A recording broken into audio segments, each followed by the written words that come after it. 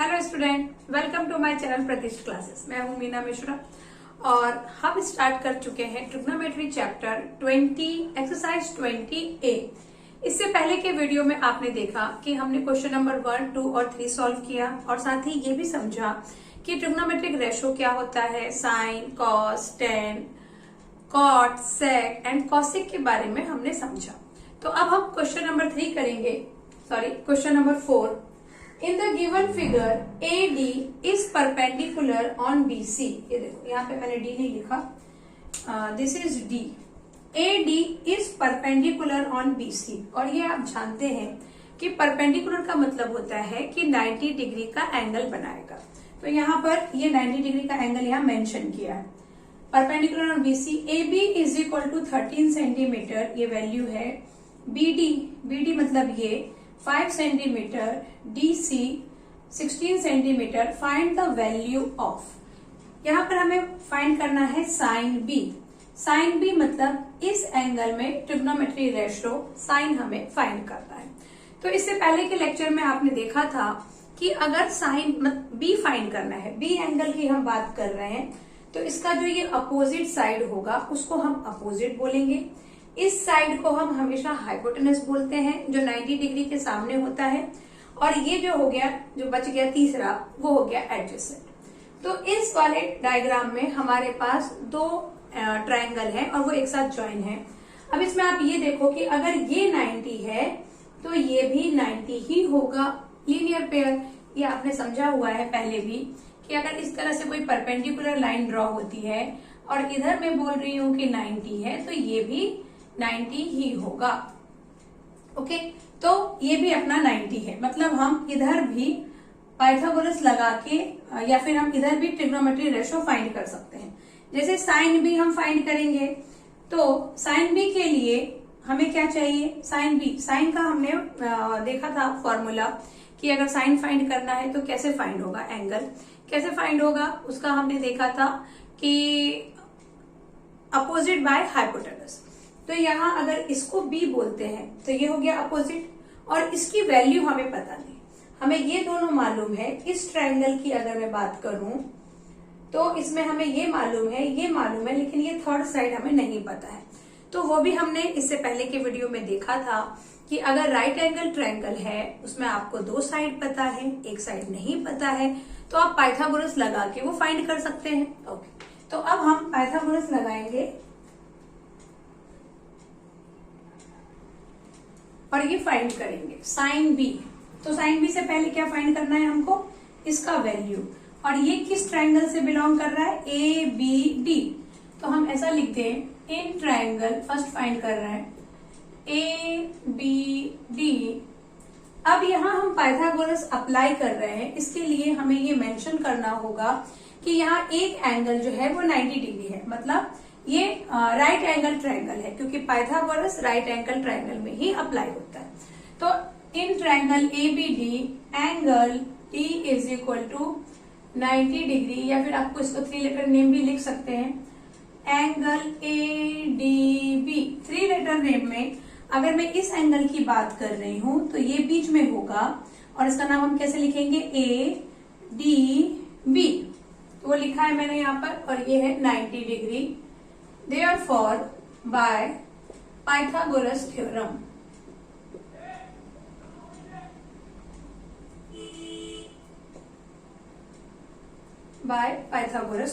Pythagoras theorem क्या है, hypotenuse square is equal to side 1 square plus side 2 square. तो यहाँ पर आप पाइथागोरस लगाएंगे तो ये हो जाएगा AB स्क्वायर, ये हाइपोटेनस है, साइड 1 और साइड 2 आप किसी को भी ले सकते हो, तो BD square plus AD square. अब AB क्या दिया हुआ है, AB है 13, तो यहाँ AB के पास लिख लो आप 13 square is equal to BD 5 square plus AD square. 13 square means 169, 5 square 225। Square अगर निकालना याद नहीं आ रहा है तो यहाँ मैं बता देती हूँ कैसे निकालते हैं स्क्वायर। सेम नंबर को मल्टीप्लाई करके, 3 3 जा 9, 3 1 जा 3, 1 3 जा 3, 1 1 जा 1, तो आ गया 9, 3 और 3 6 और 1 169। Okay, now plus AD square. अब इसको आप लिख सकते हैं 169, 25 को इधर लेकर आइए, is equal to AD square. इसको हम ऐसे भी लिख सकते हैं, 169 में से 25 माइनस करेंगे तो कितना बचेगा, 169 minus 25, 9 minus 5 is 4, 6 minus 2 is 4 and this is 1, so 144 is equal to AD square. अब ये जो है स्क्वायर की वैल्यू है, हमें सिर्फ AD चाहिए, तो हम क्या करेंगे, इसका स्क्वायर रूट निकाल लेंगे, इज इक्वल टू AD, तो 12 आ गया इसका AD। 12 AD आ गया, मतलब ये वैल्यू आपकी आ गई 12 सेंटीमीटर। अब जब हमें ये वैल्यू मिल गई है तो इस वैल्यू के बेस पे हम साइन बी, सेक बी, कॉट बी ये सब तो फाइंड कर सकते हैं, लेकिन हम ये कॉसिक फाइंड नहीं कर पाएंगे। तो पहले हम ये साइन, सेक और कॉट फाइंड कर लेते हैं, फिर जब कॉसिक की बारी आएगी तो हमें ये साइड फाइंड करना होगा, क्योंकि फिर हम इस ट्रायंगल की बात कर रहे होंगे। तो पहले इसका ये फाइंड कर लेते हैं, फिर आगे का देखें। तो फाइंड करते हैं sine B. Sine B is equal to, जैसा कि मैंने आपको फॉर्मूला बताया था कि अपोजिट बाय हाइपोटेनस, तो फॉर्मूला हमें यहां लिखना है, सॉरी अपोजिट का फॉर्मूला लिखना है, अपोजिट की स्पेलिंग अपोजिट बाय हाइपोटेनस। और अपोजिट बाय हाइपोटेनस को शॉर्ट में हमने सीखा था कि आप O करके भी याद रख सकते हैं। अपोजिट बाय हाइपोटेनस साइन के लिए क्या था, AH यानी एडजेसेंट बाय हाइपोटेनस, और टेन के लिए क्या था, अपोजिट बाय एडजेसेंट यानी OA, OA। इस तरह से आप इसके फॉर्मूले को ध्यान रख सकते हैं। तो अब sine B is equal to, opposite हमारा 12 है और हाइपोटेनस 13 है, तो 12/13 आ गया हमारा साइन बी। उसके बाद अच्छा, यहां हम सेंटीमीटर में नहीं लिखेंगे, 12 सेंटीमीटर, 13 सेंटीमीटर ऐसा हम नहीं लिखेंगे, क्योंकि ये रेशो में लिखा हुआ है, फ्रैक्शन में लिखा हुआ है, तो फ्रैक्शन में कभी भी यूनिट नहीं लिखते हैं। तो साइन बी का वैल्यू हो गया 12/13। अभी नेक्स्ट है हमारा सेक बी, सेकेंड सेक बी। तो सेक का फॉर्मूला, सेक कॉस का उल्टा होता है, कॉस का फॉर्मूला हमने अभी डिस्कस किया था, एडजेसेंट बाय हाइपोटेनस। तो सेक क्या होगा, हाइपोटेनस बाय एडजेसेंट। तो यहां लिख दो हाइपोटेनस बाय एडजेसेंट। सो हाइपोटेनस क्या है, 13 है, और एडजेसेंट हो गया ये 5, तो 13/5 हो गया आपका सेक बी। अभी थर्ड क्वेश्चन है कॉट बी। तो कॉट किसका उल्टा होता है, कॉट किसका इनवर्स होता है, कॉट होता है इनवर्स tan का। तो tan का फॉर्मूला हमने क्या देखा था, tan का फॉर्मूला हमने देखा था अपोजिट बाय एडजेसेंट, तो कॉट का उल्टा हो जाएगा यानी एडजेसेंट बाय अपोजिट। तो यहां लिख देंगे एडजेसेंट बाय अपोजिट। तो एडजेसेंट, एडजेसेंट की स्पेलिंग रॉन्ग। अच्छा, आपकी बुक में एडजेसेंट के बदले बेस लिखा हुआ है, तो आप यहाँ पर फिर बेस ही यूज करिए। एडजेसेंट और बेस सेम चीज है, तो कॉट बी का क्या हो जाएगा, base by opposite. Now substitute the value. Base क्या है 5 सेंटीमीटर और अपोजिट हो गया 12 सेंटीमीटर, तो 5/12 इसका आंसर। अब हमने ये तीनों फाइंड कर लिए। अब हम देख रहे हैं कि यहाँ पे सी की बात हो रही है, एंगल सी की बात हो रही है। एंगल सी मतलब ये एंगल। अब अगर आप इस एंगल की बात कर रहे हो तो मतलब आप किस ट्रायंगल की बात कर रहे हो, इस ट्रायंगल की, क्योंकि इसी ट्रायंगल से ये एंगल बिलोंग करता है। अच्छा, हम ये पूरा ट्रायंगल क्यों नहीं ले सकते हैं, क्योंकि यहाँ पर जो हम ट्रिग्नोमेट्री रेशो फाइंड करने वाले हैं वो सिर्फ राइट एंगल ट्रायंगल से ही फाइंड हो सकता है, वो और किसी ट्रायंगल से फाइंड नहीं हो सकता है। इसलिए यहाँ पे ये परपेंडिकुलर आपको गिवन है, और जब आप इस सी की बात करेंगे तो आप सिर्फ इतने की ही बात कर सकते हैं। अब यहाँ पर अगर सी है तो अपोजिट ये हो जाएगा, और बेस कौन सा हो जाएगा ये, और हाइपोटेनस तो ये है ही। अब आप यहाँ देखो कि हमारे पास अपोजिट है, हमारे पास बेस है, लेकिन हमारे पास हाइपोटेनस नहीं है। अगेन आपके पास ट्रायंगल में दो साइड है, एक नहीं है, तो आप क्या करेंगे, पाइथागोरस लगाएंगे। तो लगाते हैं पाइथागोरस यहाँ पे। तो हम क्या लिखेंगे, इन ट्रायंगल ADC। अभी क्यों लगा रहे हैं Pythagoras, because angle ADC is 90 degree. इस एंगल की बात हो रही है तो इसको आप बीच में लिखेंगे ADC। अगर मैं C की बात करूंगी तो कैसे लिखेंगे, DCA। अगर A की बात हो रही है तो CAD। जिस भी एंगल की हम बात करते हैं वो बीच में आता है। बहुत तो मामूली बातें हैं जो आपको पता ही होंगी, बहुत लोगों को पता होंगी, लेकिन कितनी बार हम भूल जाते हैं, इसलिए मैं उसको बार बार बताती हूँ। तो ADC हो गया आपका 90। अब यहां लगा दो पाइथागोरस। तो यहां लिख देंगे हम बाय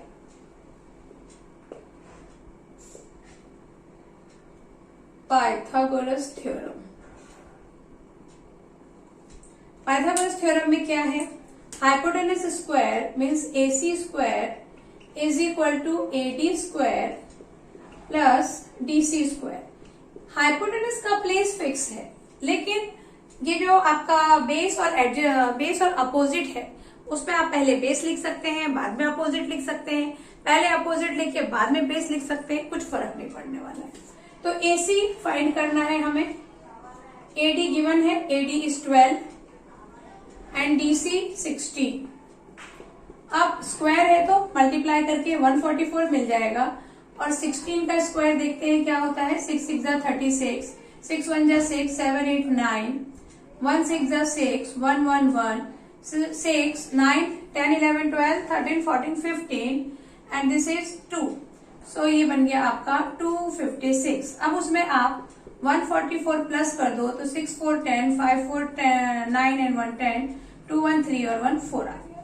ये आ गया आपका 400।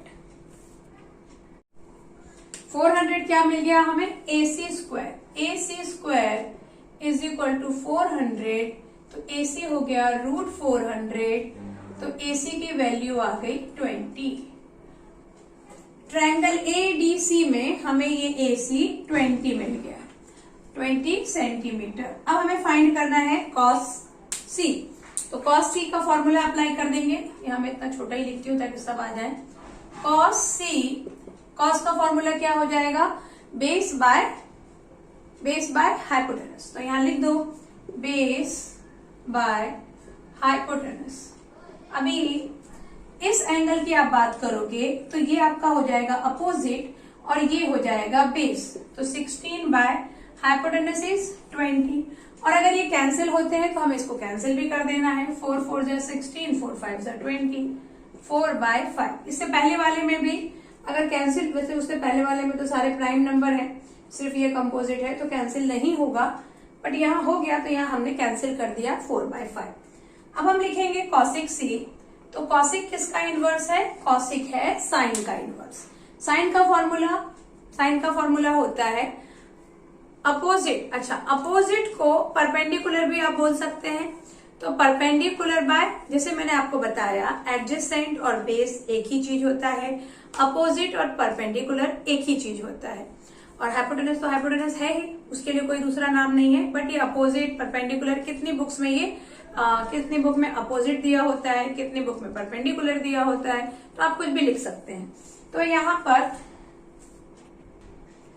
हाँ, लेकिन आपकी बुक में परपेंडिकुलर है तो आप परपेंडिकुलर यूज करिए। मैंने आधे क्वेश्चन में आपको अपोजिट बताया, एडजेसेंट बताया, वो सिर्फ इसलिए बताया ताकि इन फ्यूचर जब आप कुछ कॉम्पिटिटिव एग्जाम करते हैं या कोई दूसरी बुक को आप रेफर करते हैं तो वहां आप अपोजिट की जगह अगर परपेंडिकुलर देखें या परपेंडिकुलर की जगह अपोजिट देखें तो आप कंफ्यूज ना हो, क्योंकि वो सब एक ही चीज है। अब आप देखो कॉसिक C। तो कॉसिक C जैसा कि मैंने बताया कि साइन का अपोजिट होता है, और साइन का फॉर्मूला क्या होता है, साइन का हो जाएगा परपेंडिकुलर बाय हाइपोटेनस। तो यहां लिख देती हूँ परपेंडिकुलर बाय हाइपोटेनस। फॉर्मूला लिख दिया, वैल्यू लगा दो 12 बाय 20। अभी 12 और 20 ये भी कैंसिल हो सकते हैं, किससे, 4 से। 4 3 जा 12, 4 5 जा 20, तो 3 बाय 5 इसका आ गया। अभी हम फाइंड करेंगे, कॉसिक मिल गया 10। Question number 6, 10C। तो tan का क्या हो जाएगा, tan का हो जाएगा परपेंडिकुलर बाय बेस। तो लगा दो फॉर्मूला परपेंडिकुलर बाय बेस। अब यहाँ परपेंडिकुलर क्या था, परपेंडिकुलर था 12 और बेस है 16, तो 12/16 और ये भी 4 से कैंसिल होगा, 4 3 जा 12, 4 4 जा 16, तो आंसर आ जाएगा 3/4। तो इस तरह से हमने ये क्वेश्चन कंप्लीट किया। अब देखते हैं आगे के क्वेश्चन। एक्सरसाइज के क्वेश्चन में आगे बढ़ने से पहले हम कुछ और जो पॉइंट्स हैं उसको डिस्कस करेंगे।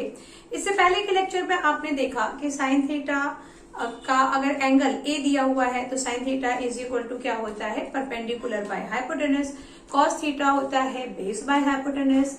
टेन थीटा होता है परपेंडिकुलर बाय बेस। और ऐसे ही जो उनका रेशो इनवर्स है, जैसे कि साइन थीटा का इनवर्स हमने देखा था कॉसिक थीटा, टेन थीटा का देखा था कॉट थीटा, और सेक का हमने देखा था, सेक जो था वो किसका इनवर्स था, कॉस थीटा का, और उसके अकॉर्डिंग ही उसका फॉर्मूला चेंज हुआ था। अब आगे हम क्या देखेंगे, power of T ratio. Power of T ratio में आपको ये समझना है कि अगर साइन स्क्वायर थीटा लिखा हो या साइन थीटा होल स्क्वायर लिखा हो, दोनों का मतलब सेम होता है। ऐसा सिर्फ साइन के साथ ही नहीं है, ट्रिग्नोमेट्रिक रेशो जितने भी हैं, sine cos tan cosec sec cot, सबके साथ यही होगा। Cos square theta is equal to cos theta whole square, tan square theta is equal to tan theta whole square, और ऐसे ही cosec square theta is equal to cosec theta whole square, then sec square theta is equal to sec theta whole square, और जो last बचा है उसको भी क्यों छोड़ना है वो भी लिख लो, cot square theta is equal to cot theta whole square. दोनों का मतलब सेम ही है। आप ऐसा देख के कंफ्यूज मत हो जाना कि यहाँ पे तो साइन स्क्वायर थीटा लिखा है, यहाँ साइन थीटा होल स्क्वायर लिखा है, तो इसको कुछ अलग करना होगा, ऐसा नहीं है। अभी नेक्स्ट है quotient relation in T ratio. अभी कोशेंट रिलेशन में ये है कि टेन थीटा का एक और फॉर्मूला होता है, और वो है tan theta is equal to sine theta by cos theta. इसलिए अभी हमने टेन थीटा, और इसके साथ ही कॉट थीटा क्या हो जाएगा, कॉट थीटा हो जाएगा cos theta by sine theta, क्योंकि जो कॉट है वो टेन का इनवर्स है, तो आप इसको इनवर्स इसका रेसिप्रोकल लिख दो, आ जाएगा। नेक्स्ट ये है आपके पास tan theta into cot theta is equal to 1। अगर ये चीज आपको याद ना हो और ये याद हो तो इससे आप ये फाइंड कर सकते हैं, क्योंकि देखो अभी टेन थीटा साइन क्या होता है, टेन थीटा होता है sign theta by cos theta, और कॉट थीटा क्या है, इसका अपोजिट यानी cos theta by sine theta. इसको अगर मैं कैंसिल कर दूं तो आंसर क्या आ जाएगा, 1 आ जाएगा। तो इसको आप एक और तरीका है याद रखने का कि आपने ऐसा tan theta is equal to 1 by cot theta है, होता ही है ये तो, कॉट क्योंकि इनवर्स है टेन का, टेन इनवर्स है कॉट का। तो अब इसको अगर आप क्रॉस मल्टीप्लाई कर दें तो ये हो जाएगा tan theta cot theta is equal to 1। तो यही फॉर्मूला मैंने यहां पे लिखा हुआ है। नेक्स्ट है square relation in T ratio. अभी तक हमने जितना भी फॉर्मूला देखा था वो विदाउट स्क्वायर था, जैसे sine theta cos theta tan theta, वो कैसे फाइंड करेंगे। लेकिन अगर साइन स्क्वायर थीटा फाइंड करना है तो उसके लिए कुछ और भी फॉर्मूले हैं। अच्छा, ये भी जरूरी नहीं है कि जब भी साइन स्क्वायर थीटा फाइंड करो तब भी वही फॉर्मूला लगे, तो वो हम धीरे धीरे समझ जाएंगे कि कहाँ कौन सा फॉर्मूला है। फिलहाल हम यहाँ पे देखेंगे square relation in T ratios. तो स्क्वायर रिलेशन में एक ही आ गया, sine square theta plus cos square theta is equal to 1। Square relation लिखा है, मतलब ये कि अगर आप साइन का स्क्वायर करते हैं और आप कॉस का स्क्वायर करते हैं तो आपको आंसर 1 मिलता है। फिर मुझे ऐसा लग रहा है कि आप सोचते होंगे कि साइन कॉस ये सब क्या है, तो ये मैंने आपको पहले के लेक्चर में भी बताया था कि देखो कभी भी ट्रिग्नोमेट्री हम क्यों यूज करते हैं? ट्रिग्नोमेट्री हम यूज करते हैं उन डिस्टेंस को फाइंड करने के लिए जो डिस्टेंस आप मेजरिंग टेप से या कोई और जो मेजरिंग इंस्ट्रूमेंट है उससे हम मेजर नहीं कर सकते। तो ट्रिग्नोमेट्री उससे मतलब ट्रिग्नोमेट्री की हेल्प से वो बहुत इजीली हो जाता है।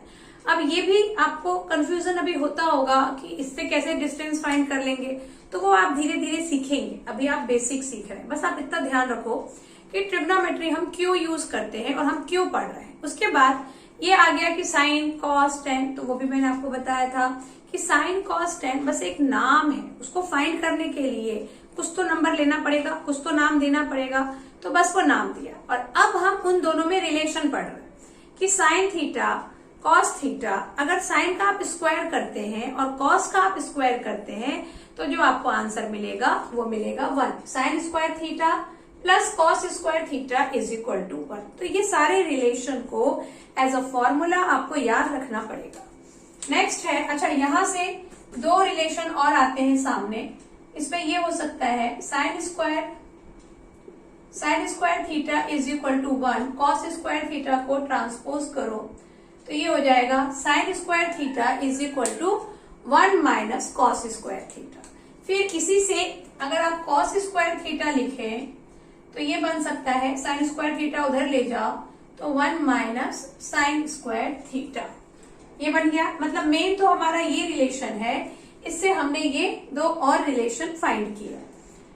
एक और फिर इसके बाद आ गया आपके पास रिलेशन, और वो है 1 plus tan square theta is equal to sec square theta. इसमें से भी दो रिलेशन हम बना सकते हैं, और वो हम कैसे बनाएंगे? देखो ये 1 है, ये sec square theta right hand side में ऑलरेडी लिखा है, इसको उठा के ले जाओ राइट हैंड साइड, तो ये आपका एक रिलेशन बन गया कि सेक स्क्वायर थीटा में माइनस करेंगे टेन स्क्वायर थीटा तो हमें मिल जाएगा 1।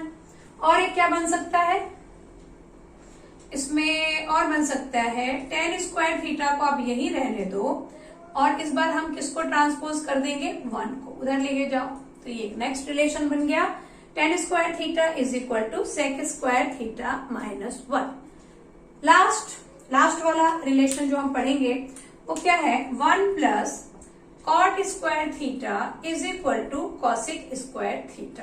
अच्छा, इसको याद कैसे रखना है वो भी मैं आपको बताऊंगी। फिलहाल तो आप ये देखो relation 1 plus cot square theta is equal to cosec है, तो यहां से भी दो और बन सकते हैं।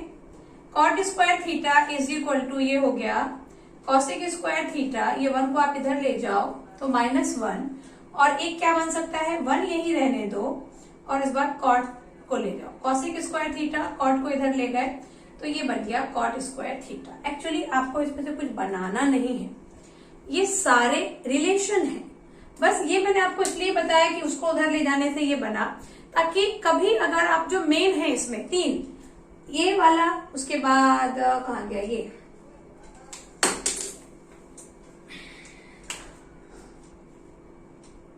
1 plus tan square theta is equal to sec square theta और 1 plus cot square theta is equal to cosec square theta. अगर आप इतना भी याद रखें तो बाकी के तो, और आपको पता हो कि इसको उधर ले जाने से एक और रिलेशन बन सकता है, तो आपको ये सारे याद रखने की जरूरत नहीं है।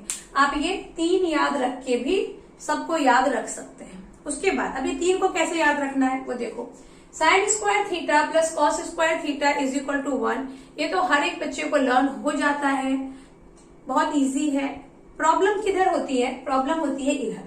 1 plus tan square theta is equal to sec square theta और 1 plus cot square theta is equal to cosec square theta. क्योंकि यहाँ पे जनरली क्या होता है कि जब हम ट्रिग्नोमेट्री रेशियो पढ़ते हैं, साइन कॉस तो इतनी बार यूज होता है, साइन कॉस और टेन ये तो हमको याद ही हो जाते हैं। सेक कॉसिक और कॉट ये थोड़े कम यूज होते हैं, तो इनको हम थोड़ा कम याद रख पाते हैं।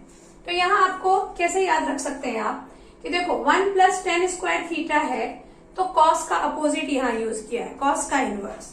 और जब ऐसे ही जैसे 10 है वैसे ही जब 10 का इनवर्स बनेगा, इनवर्स का फॉर्मूला, तो 1 प्लस कॉट स्क्वायर थीटा के साथ सेक तो हमने 10 के साथ यूज कर लिया है, तो इसके साथ हम कॉसिक यूज कर लेंगे, क्योंकि ये सारे सब कुछ यूज होना चाहिए। ऐसे आप याद रख सकते हैं। यहाँ साइन और कॉस यूज हो गया है, sine square theta cos square theta is equal to 1, 1 plus tan square theta, इन दोनों का पैटर्न तो सेम है, 1 प्लस, और यहाँ 10 है तो दूसरे फॉर्मूले में 10 का इनवर्स हो रहा है यूज। बचे कौन, 10 के साथ सेक आ गया तो कॉट के साथ कॉसिक आ गया, ऐसा कुछ त्रिक्रम लगा के याद रख लेना। तो ये सारे फॉर्मूले थे और इनके ऊपर जो बेस्ड क्वेश्चन है वो अभी हम सॉल्व करेंगे। जो हमारा नेक्स्ट क्वेश्चन है, question number 5, if sine theta is equal to 1/√2 find the values of other trigonometrical ratio for theta. इससे पहले आपने देखा कि जो हमने क्वेश्चन सॉल्व किए उसमें आपको ट्रायंगल दिया हुआ था, ट्रायंगल के साइड दिए हुए थे और फिर आपको ट्रिग्नोमेट्रिक रेशियो फाइंड करना था। ये क्वेश्चन थोड़ा अलग है क्योंकि इसमें आपको एक रेशियो दे दिया है और बाकी के रेशियो उसी से फाइंड करने हैं। तो इसको फाइंड करने के दो तरीके हैं, या तो आप जो रिलेशन आपने पढ़ा हुआ है, अभी हमने पढ़ा था square relation, square trigonometric relation, उससे आप यूज करके सॉल्व कर सकते हैं, या फिर आप पाइथागोरस लगा के भी सॉल्व कर सकते हैं। तो ये दोनों मेथड हम इस लेक्चर में डिस्कस करेंगे। तो पहले मैं आपको बताती हूँ कि जब फॉर्मूला हम यूज करेंगे, फॉर्मूला मतलब वही रिलेशन, जब हम यूज करेंगे तो कैसे आंसर आएगा। अब यहाँ देखो आपको साइन थीटा दिया हुआ है। अच्छा, एक बात और कि हो सकता है कि आपको अभी सॉल्व करने के टाइम पे ट्रिग्नोमेट्री इसको फाइंड करने का तरीका जो हम पाइथागोरस सीखेंगे वो आपको इजी लगेगा, लेकिन वो इजी है but only for 9th standard.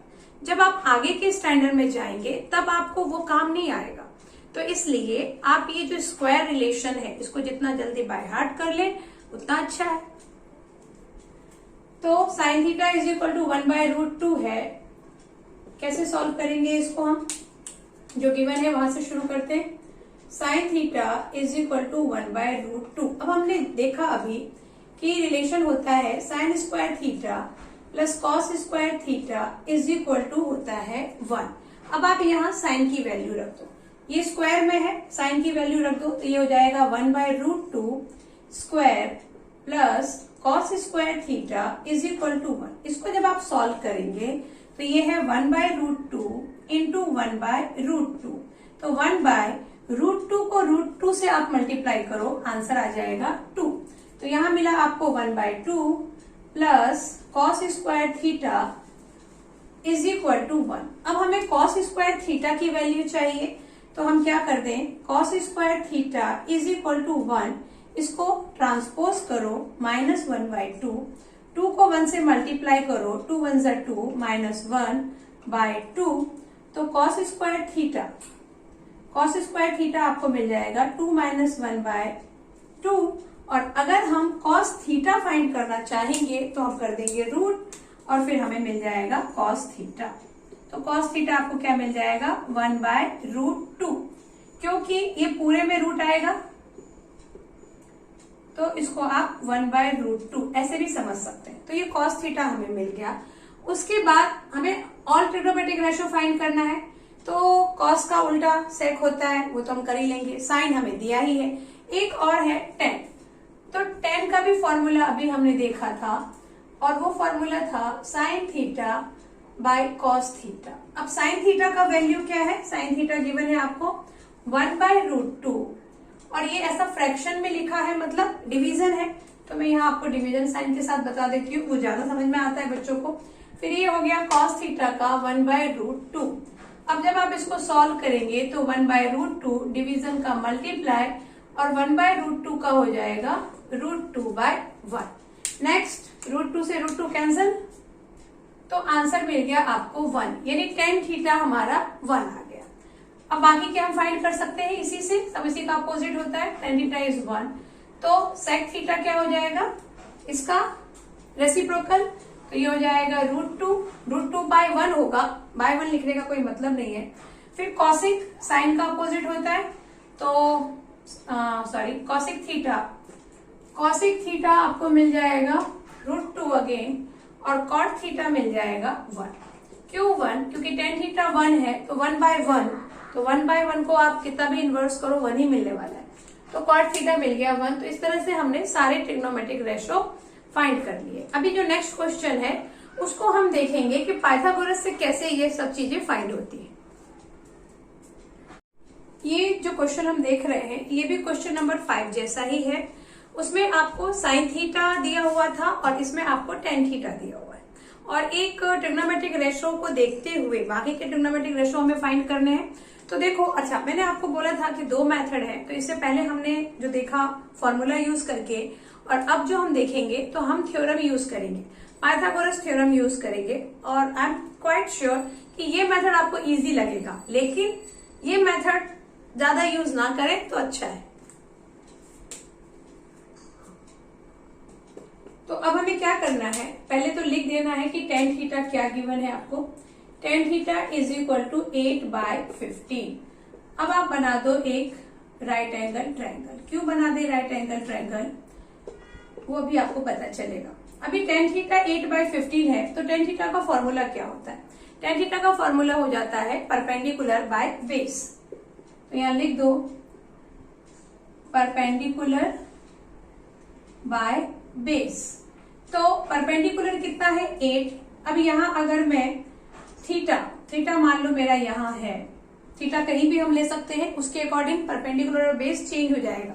जैसे आपका बहुत मन कर रहा है कि थीटा इधर ले ले, तो उस केस में आपका ये परपेंडिकुलर और ये बेस हो जाएगा। और अगर आप थीटा यहां ले रहे हैं तो फिर आपका ये परपेंडिकुलर और ये बेस हो जाएगा। तो परपेंडिकुलर बाय बेस है, थीटा मैं यहां ले रही हूं, तो परपेंडिकुलर हमारा 8 है, तो 8 हो गया ये, बेस हो गया 15 और हाइपोटेनस हमको पता नहीं। ट्रिग्नोमेट्रिक जो रेशो है उसमें ये भी आपको मालूम है कि ज्यादातर में हमें हाइपोटेनस यूज करना होता है। तो चलो पाइथागोरस लगा के हाइपोटेनस फाइंड करेंगे। तो हम ये लिखेंगे in triangle ABC angle B is 90 degree, therefore by Pythagoras theorem, by Pythagoras theorem. तो पाइथागोरस थ्योरम अब लगाओ। क्या लिखेंगे? AC square hypotenuse square is equal to AB square plus BC square. Substitute the value. AB आपके पास 8 है और BC आपके पास 15 है। 8 का आप स्क्वायर करोगे तो कितना मिलेगा? 64, और 15 का आप स्क्वायर करेंगे तो मिलेगा 225। अब इनको आप प्लस कर दो तो 5 + 4 = 9, 6, 7, 8 एंड 2, 289 आपको मिल गया। अभी 289 किसका स्क्वायर रूट है? तो AC इज इक्वल टू हो जाएगा 289। 289 आई थिंक कि 17 का है, एक बार 17 का चेक करेंगे। 7 7 जा 49, 7 1 जा 7, 8 9 10 11, 1 7 7 1 1 1, तो ये आ गया 9 8 2, 289। तो ये हो गया AC इज इक्वल टू 17। अभी नेक्स्ट AC हमको 17 मिल गया, यहां मैं लिख देती हूं। तो बाकी के तो हम फाइंड कर ही लेंगे। अब 10 हमको मिल दिया ही हुआ है, तो अब आप फाइंड कर लो साइन। साइन का फॉर्मूला क्या है? साइन का फॉर्मूला है परपेंडिकुलर बाय हाइपोटेनस। तो परपेंडिकुलर कौन है यहाँ पे? AB है। अच्छा हाँ, यहाँ मैंने थीटा लिखा हुआ है, इस एंगल का नाम थीटा दिया है। अगर आप चाहें तो sine C, tan C, cos C ऐसे भी लिख सकते हैं, बट थीटा कन्वीनियंट होता है तो थीटा ले लो। तो साइन थीटा मतलब मैं इस एंगल की बात कर रही हूँ, ये परपेंडिकुलर है, ये बेस है। एक बात और कि जब हमने यहाँ पे टेन थीटा से वैल्यू फाइंड की है, तो हमारे जितना भी ट्रिग्नोमेट्रिक रेशो फाइंड होंगे उस सब में आपको थीटा ही लगाना है, फिर और बाकी सब में चेंज नहीं कर देना, क्योंकि इसी के बेस पे हमें थीटा एंगल के लिए ही बाकी के सारे ट्रिग्नोमेट्रिक रेशो फाइंड करने हैं, अलग अलग के लिए नहीं फाइंड करना है। यहाँ देखो क्वेश्चन में लिखा है ट्रिग्नोमेट्रिकल रेशोस फॉर थीटा, तो थीटा के लिए फाइंड करना है। ओके, अभी sine theta is equal to हो जाएगा आपका 8/15, सब जगह आपको फॉर्मूला लिखना है। फिर cos theta is equal to हो जाएगा 15, सॉरी नॉट 8/15, 8/17, क्योंकि perpendicular by hypotenuse. Cos theta हो जाएगा 15/17, और कॉस के बाद 10 तो हमारे पास था ही। कॉसिक, कॉसिक इसका उल्टा 17/8, और सेक कॉस का उल्टा 17/15, और कॉट थीटा 10 का उल्टा, तो 10 क्या है? 8/15, तो ये हो गया 15/8। तो इस तरह से हमने ये सारे क्वेश्चन सॉल्व कर लिए, और बाकी के जो क्वेश्चन है नेक्स्ट लेक्चर में। Thanks for watching.